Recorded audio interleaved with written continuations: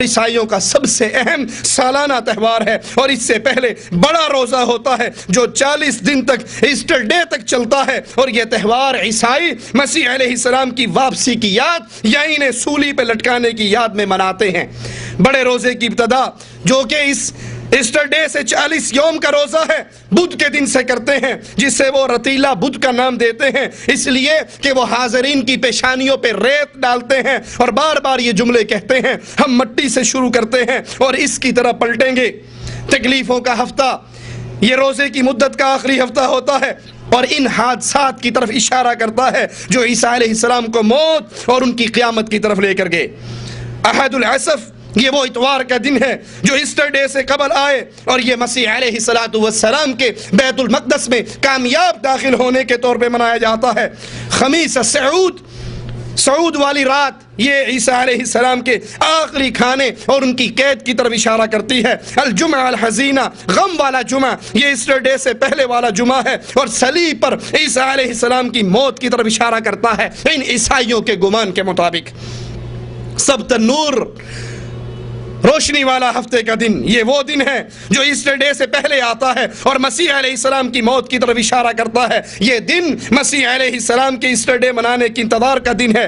Easter day کے سارے جشن خمیس الصعود کو ختم ہو جاتے ہیں۔ ہر گرجے میں عیسیٰ علیہ السلام کا آسمان پہ چڑھنے کا قصہ پڑھا جاتا ہے۔ عیسائیوں میں مذاہب اور ممالک مختلف ہونے کی بنا پر تہوار بھی مختلف ہیں اور کئی ایک ہیں، جیسا کہ شیخ الاسلام ابن تیمیہ رحمہ اللہ نے ذکر کیا، اور یہ جمعرات ان کے روزے کا آخری دن ہے اور اسے وہ خمیس المائدہ بھی کہتے ہیں، یعنی دسترخوان کی جمعرات کا نام دیتے ہیں، جس کا ذکر قرآن میں بھی موجود ہے۔ اس دسترخوان کا جس کی طرف انہوں نے اپنی جمعرات کو منسوب کیا، قال عیسیٰ ابن مریم، عیسیٰ ابن مریم نے کہا اللہم ربنا انزل علینا مائدة من السماء تکون لنا عیدا۔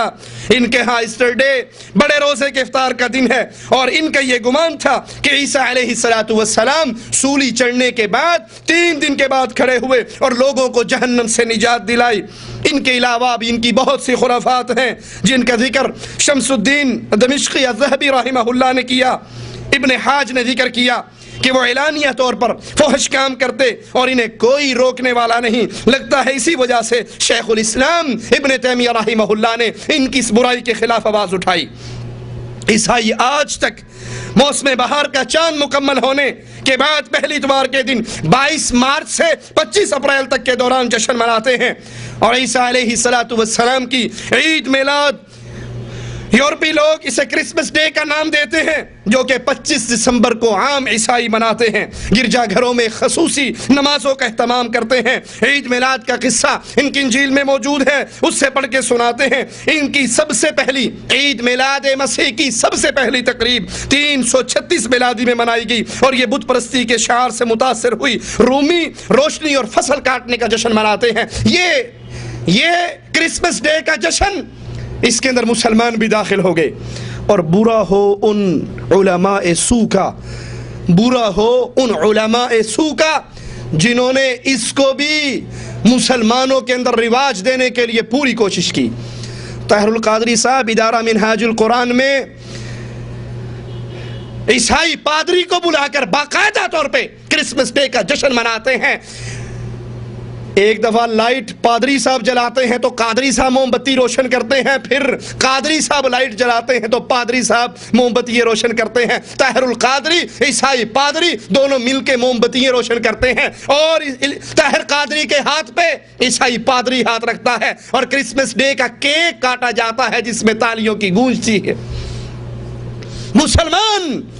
مسلمان اسلام کا نام لے کر دنیا کو گمراہ کرنے والے وہ کفار کے تہوار مناتے ہیں، اور قاضی صاحب اپنی تقریر میں کہتے ہیں کہ جس طرح مسلمان اپنے نبی کا جشن عید میلاد النبی مناتے ہیں، اسی طرح عیسیٰ بھی ہمارے نبی ہیں اور ہم ان کی پیدائش کا یہ جشن مناتے ہیں۔ حالانکہ یہ خاص نصارہ کا تہوار ہے، مسلمان کو اس میں شامل ہونے کی اجازت نہیں۔ رومی روشنی اور فصل کاٹنے کے الہ کا جشن منایا کرتے، اور جب رومیوں کا سرکاری مذہب عیسائیت بنا تو عید میلاد یورپ میں رومیوں کا سب سے بڑا جشن اور تہوار بن گیا۔ اسی طرح فارسیوں کے تہوار نوروز کا تہوار، اور نوروز کا معنی جدید اور نیا ہے، اور یہ 6 دن منایا جاتا۔ کسریٰ کے دور میں پہلے 5 دنوں میں لوگوں کی حاجات پوری کی جاتی، ان کی ضروریات پوری کی جاتی، اور آخری دن وہ اپنے خاص لوگوں کے لیے انس و محبت کے لیے مجلس قائم کرتے اور اسے نوروز الکبیر یعنی بڑے نوروز کا نام دیتے، اور یہ ان کا سب سے بڑا تہوار تھا۔ کچھ فارسیوں کا گمان ہے کہ اس دن اللہ نے نور کو پیدا کیا۔ بہائی فرقے کے لوگ بھی نوروز کا تہوار مناتے ہیں، اس لیے کہ ان کے 19 روزوں کی مدت اس دن ختم ہوتی ہے۔ مہرجان کا تہوار، مہرجان کا معنی وفا کا بادشاہ۔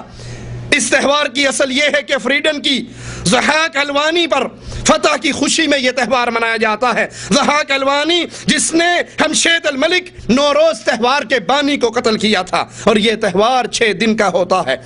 اور سب سے بڑی مصیبت یہ کہ مسلمانوں میں بھی اس وقت بہت سے اجتماعات، ثقافتی، تجارتی، اقتصادی، حتیٰ کہ دعوتی اجتماعات پر بھی مہرجان کا نام لگنا شروع ہو گیا۔ حالانکہ یہ مہرجان اس بت پرستی والی اصطلاح سے نکلا ہے جو کہ آگ کے پجاریوں کا تہوار تھا، لہذا اس فارسی شعار اور علامت کا مسلمانوں کے اجتماعات پر اطلاق جائز نہیں۔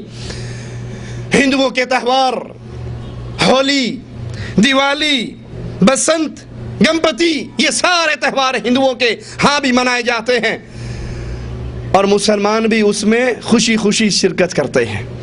ہولی کی مٹھائی مسلمان بھی کھاتے ہیں، اور وہ کچھ دن پہلے آ جاتی ہے۔ دیوالی کے اندر مسلمان بھی ایک دوسرے پہ رنگ پھینکتے ہیں اور کفار کے ان اجتماعات کے اندر شریک ہوتے ہیں۔ بسنت کا تہوار جو خاص ہندوؤں کا تہوار ہے، وہ مسلمان ملکوں کے اندر بھی بڑے دھوم دھام سے منایا جاتا ہے۔ بھلے بچوں کی گردنیں کٹتی رہیں، دھاتی ڈور کے ذریعے مسلمان قتل ہوتے رہیں، گڈی اڑانے والا اپنی چھت پہ سے وہ کاٹا کرتے پیچھے ہٹتا آتا ہے، اور اس کو پتہ نہیں لگتا کہ پیچھے چھت ختم ہو گئی ہے، وہیں سے زمین پہ گرتا ہے اور مر جاتا ہے۔ کتنی عورتوں کی گودیں ویران ہوتی ہیں، کتنے بچوں سے باپوں کا سہارا چھن جاتا ہے، اور یہ سب کچھ ہونے کے باوجود، یہ جاننے کے باوجود کہ یہ دیوالی کا تہوار، یہ ہولی کا تہوار، یہ بسنت کا تہوار اہل ایمان اور اہل اسلام کا نہیں ہے، پھر بھی مسلمان اس میں شامل ہوتے ہیں۔ اس کی مٹھائیاں بانٹی جاتی ہیں اور مسلمان ان مٹھائیوں کو کھاتے ہیں، حالانکہ کفار کی خوشیوں میں شامل ہونے کی اسلام ہمیں اجازت نہیں دیتا۔